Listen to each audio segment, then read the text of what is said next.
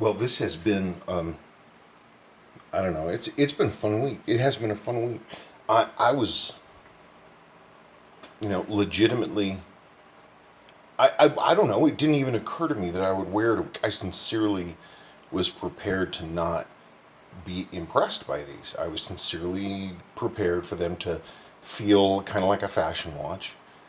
But I just love the thing. I love it. I don't know. The combination of that crazy beautiful orange crush orange contrasted with the matte loom, the color changing bezel. I just love how subtle it is. I love how subtle that is. It's such a cool trick. It's such a neat idea. I'm just super impressed with it. It's super comfortable on the wrist. I've been wearing it constantly for a week. I haven't thought about it at all. Bracelet doesn't squeak, doesn't pinch, doesn't pull hair. I haven't had any hair pulling, and I've worn them on both wrists. Nothing. I tell you, somebody, somebody did, somebody put in a good day's work when they came up with this. I mean, it's not groundbreaking, but compared to, it just feels like a step above to me. I mean, like this is, if it wasn't for the finish, if it was all media blasted, this would be basically a modern Z199. This is a really nice bracelet. And with the solid end links, which by the way do work on an SKX case, and every other one that has those style end links will work with this thing. Now that I've got more room, because by the way, we're in our new digs, you'll notice all of a sudden I have these lots of room. This is the new workbench that I picked up one of the greatest days of my adult life, going and finding everything I needed in one single stop, and it was just fantastic.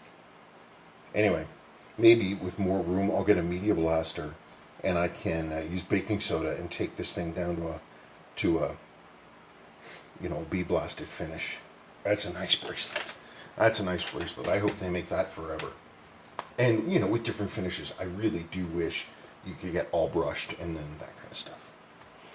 Anyway, I'm really happy with it. I'm really happy with it. I don't, I was thinking about it. It's kind of silly of me to, get wrapped up about the screw down crown. I don't like it only for the fact that mainly for the fact that this is sold, this is sold as a diver.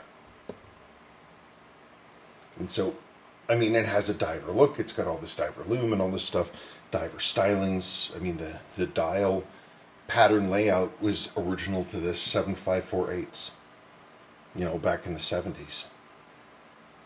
But it's not a diver. So there's a couple things I'm considering. I think that this case, because the crown tube is too small and it's too short, and it's just, you would have to basically, you need to machine out or see if, I doubt that crown can be pulled. The crown tube can be pulled. I think it's in there, but maybe you could basically trip lock this thing. Why not? Trip lock this thing, or even twin lock this thing, and this watch becomes instantly hugely more cool and useful. But the 100-meter resistance, I mean, this watch that we're looking at here, because I grabbed this one, SSA03K, no, SAA03K. It's a slide rule watch. And this was this was the last new Seiko I bought 11 years ago, where I was really set back by the quality. I thought these were going to be a world beater. I was so jacked when these came out. I still think they're beautiful. I kind of forgot about mine. I mean, talking about, Saul Brook complaining about date windows, lack of frames, lack of placement. So what they did is they actually, on this, they chose basically, instead of perfect crown, standard crown, and wrong dial, or correct dial, and a crown in a weird place. They went crown in a weird place. Beautiful, beautiful watch. And, I mean, great quality. But this one too, like this one, they're 100 meters. It's never given me any trouble. I haven't gone diving with it, but it wasn't sold as a diver. It was sold as a pilot's watch.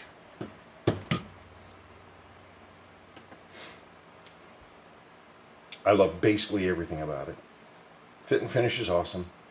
The crown issue, I had like a wonderful heart attack for a second, because I found that the 6105 8000 crowns and the 8110 crowns, they both work.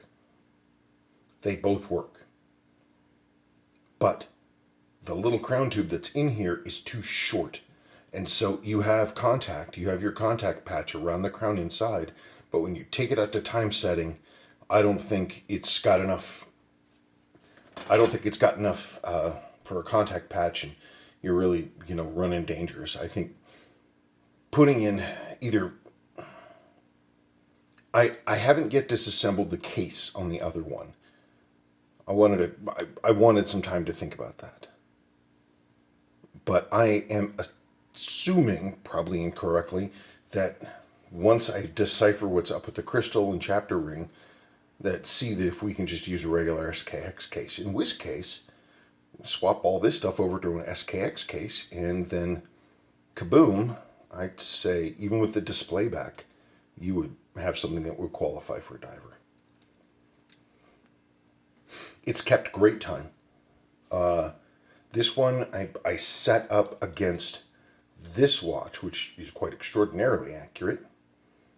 And I think I was a couple seconds behind. And so right now it's about,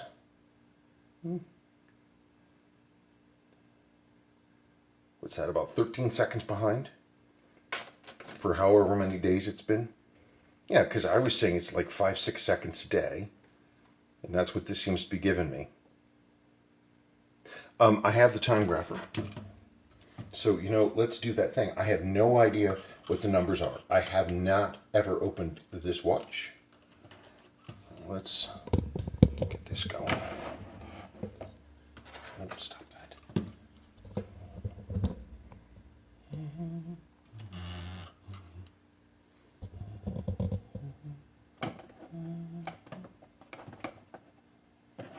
I think that flashing is interference from the other light. I'm not sure. Anyway.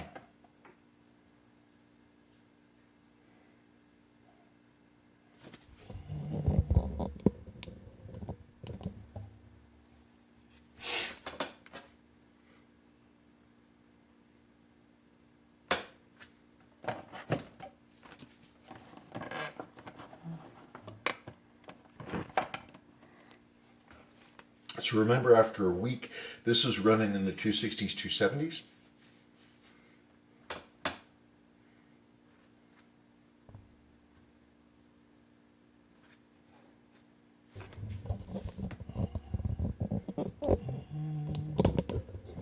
Oh man, I almost pushed that thing out. That would have been no good. I can't see it. Can you see anything? It's all like in a thing. All of a sudden I can't see anything, and I have no idea why. It's a strange life. That one, no. I need to find that technical difficulty shot. Let's go back it up. How about that?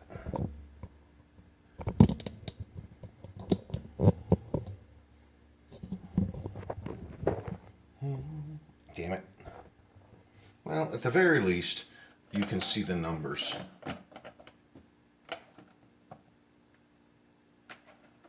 Which are solid. It's still got that beat error. The next thing I'm going to want to do is I will open it up and I'm going to regulate it. Just to see where it is. But I mean, it's running really nicely right now, so I can't really complain. I love it. I'm super happy with it. I'm super impressed with it.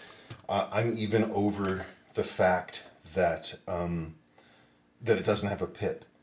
Trading in the pip for this Hardlex underprinted, you know, two reflective style 24-hour silky bezel, I'll take it. I mean, I wish they could. I mean, they could have pipped it from the underside, which would have been very, very cool. But maybe they didn't want to pip because then people would be like, why does it have a pip if it's not a diver? Any case, I'm really impressed. Real happy with it. The bracelet is just this fantastic surprise. They're great watches. This one especially is my favorite. I really do love it.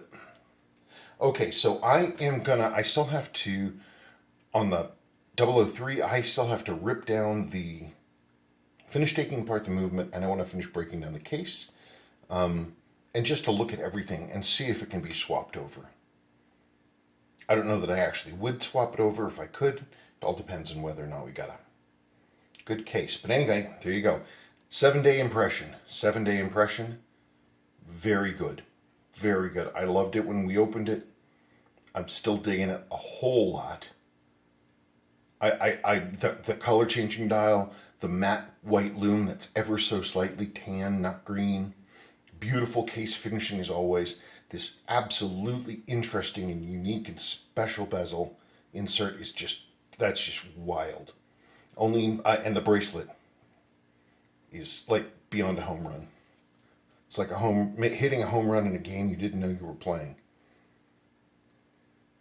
Only drawback right now is the crown, but I'm sure we're going to be able to figure out how to get around that, because with that screw down crown, we got it. And again, just to put out the information, 6105, 8110, and 8000 crowns do work on this. The problem is that the crown is slightly too short, but it would be a much bigger contact patch. So, but the crown tube's too short. In any case, I'll have another couple videos up on the blue, ripping it apart, looking at stuff, and then I'll put it back together, and we'll go from there. Okay, folks, thank you so very, very much. What a privilege. It's just been so long since I've been excited about a new Seiko thing, and it's been even longer since I got a payoff.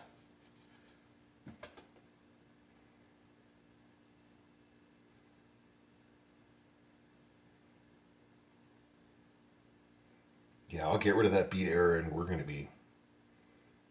we will be styling. Okay, cool. Thank you so much.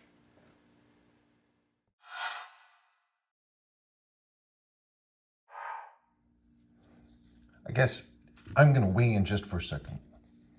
I always want to try to, sing the praises of this watch. And I had the model number wrong. I misremembered. This specific one is SSK005 It is 4R3700B0. This watch is 11 years old. They came out to, great fanfare from me. I was super excited about them. I just thought they were so beautiful and cool. They came on a unique design, black rubber strap, or sort of the standard sort of heavy monster type bracelet that was big at that time. But the new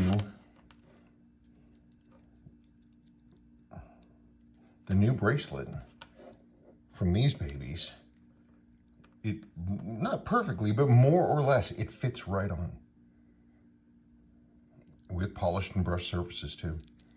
So this is a completely different model of watch made 11 years ago, and it fits. It fits on that bracelet. Pretty nice, huh? It's such a beautiful dial. It's one of the most beautiful dials in the modern era, in my opinion, that Seiko came out with. And the first gen 4037 movements, man, they've always just run beautifully for me. I mean, if you look at this, those are the numbers. Those are the paused numbers for this watch. Got a little bit of beat error, which I got to work on, but I just wish people knew about them. I wish people loved them more. They're a little big. It's like You know, it's like 41, but the bezel coin edge is wider than the whole thing, and that's all you see. They're so cool. It's such a beautiful watch. Striking, very easy read. Date window at 20, lines up. Unusual crown, keep people guessing about the brand. The real, like, grammar of design, jewel-like markers. And I like the handset. I like the pilot style, you know, World War II style, pilot instrument style, flight hands. To me, this is one of the best sort of flight computer. The only one that I love more than this one was the original 6138. This is just an exquisitely beautiful watch. Anyway, I just wanted to toot the horns of the SSK005. And that model is, again, 4R3700B0. 4R3700B0. One last look at this baby. Cool. Okay.